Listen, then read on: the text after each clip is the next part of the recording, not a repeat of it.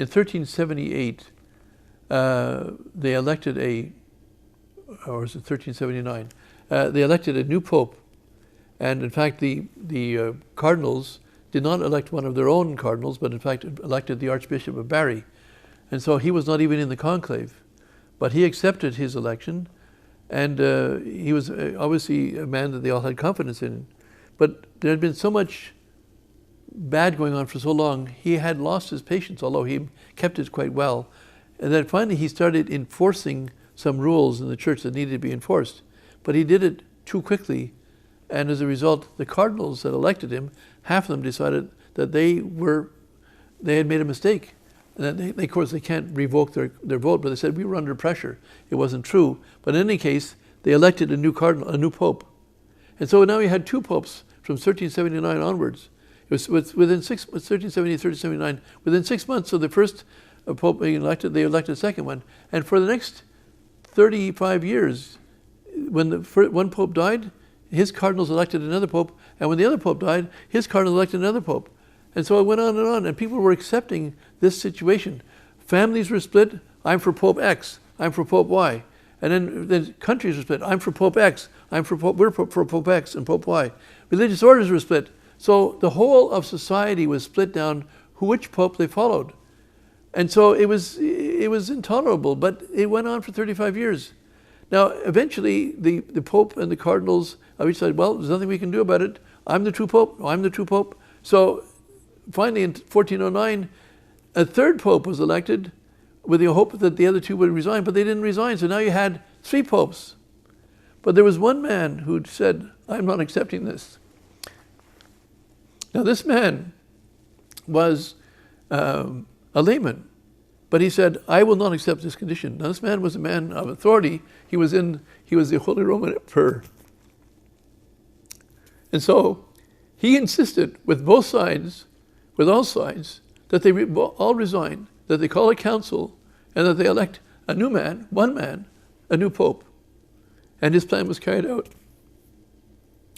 So, but it was the will of this man that I'm talking about. The fact that somebody said, we can't let this go on. We must do our part to influence the situation. And that, I think, is the same that we are in today. That even though the bishops don't know about the consecration of Russia, even though they think it's unimportant or it's been done already, we cannot take that attitude. We must say, I will not accept the situation. We're all sitting on a time bomb. We're about to go down in the annihilation of nations or be enslaved in the New World Order, one world government of the Masonic cabal. Or if not wiped out by the people who put up Elberton with knocking out 6,500,000,000 people. We cannot accept, we have our backs to the wall. We cannot just lie down and say we're taking it as it is. That's the lesson that we take from the Great Western Schism. And in 1415, the Council of Constance met, and in 1417, a new pope was elected. And the schism, the Great Western Schism, that split the society at every level and all the countries was healed by that one man. Just as in the Great Western Schism, everyone was pretty well saying, well, I accept this, I accept that, I'm going to follow one pope and follow the other, we're going to have a split, there's nothing we can do about it. One man said, no, we're not going to just take it lying down, we're not just going to accept it because we can do nothing. We can do something, we all can do something. First of all, we can all certainly say our prayers. We can all offer sacrifices. We can all join in the 20 million Rosary Crusade that we've had going on for years. And we've collected more than 40 million rosaries, but obviously it's not quite enough yet. But we can do all these things. But besides that, we can speak. We don't have to accept that, well, this is the way it is, or Cardinal.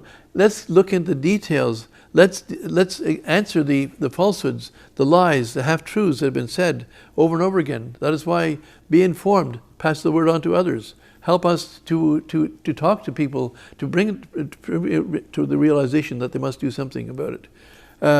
So these are lessons that the Great Western Schism teaches us. We don't have to take it lying down. We don't have to just accept it. We're not going to start a revolution, but we can't just say, I accept it. No, once you accept defeat, you're already defeated.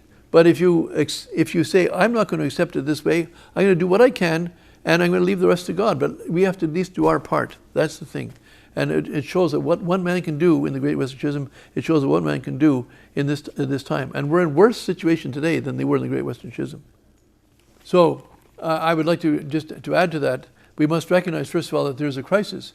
Some people, of course, don't realize that, we are in a strange situation, that, the church is divided. Today, there's the schism of people going to say, I don't go to the new Mass, I don't go to the old Mass, I don't do this. So you have what is called, people called cafeteria Catholicism. That is not the way the church is supposed to be. It's one Lord, one faith, one baptism, one Lord, that we follow all the rules, but we follow God first of all. As St. Peter, the first Pope, said, we must obey God rather than men. Today we have people saying, no, I'm going to follow Cardinal X, I'm going to follow Cardinal Y. No, as St. Paul pointed out, when someone was saying, I'm for Peter, I'm for Paul, I'm for Apollos. No, our first thing is we are for Jesus Christ. That is what, we should not have partisans, but there's all sorts of partisan politics in the church today.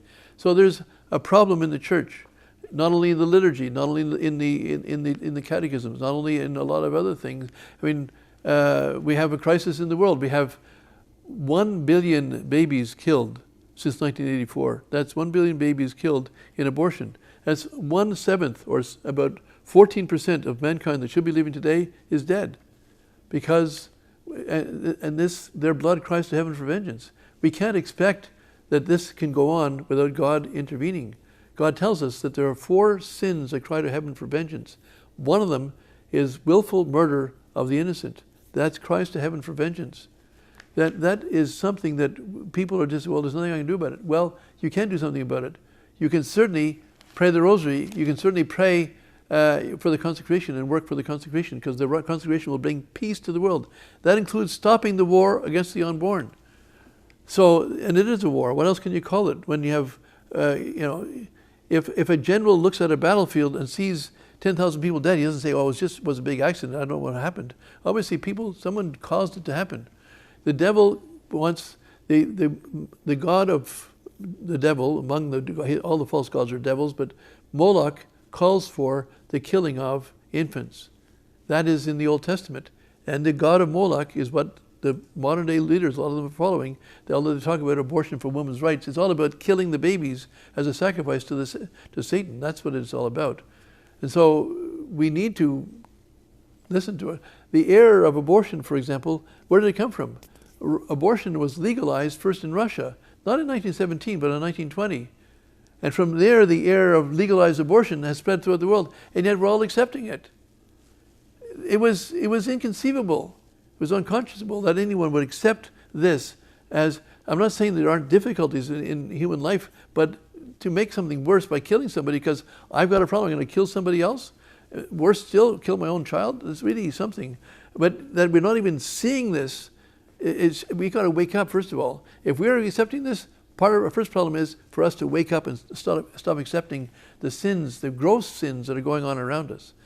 We must remember then to take the mask off our eyes is we must pray the rosary every day. If you pray the rosary every day, then you will not fall into heresy. Or if you fall into heresy, that Our Lady will pull you out of it. Pray the rosary every day, first of all, that we see clearly, we see the way God wants us to see, and then that we have the strength then to do what God wants us to do, including speaking up and not accepting the present state of affairs. Remember to pray the rosary every day. God bless you.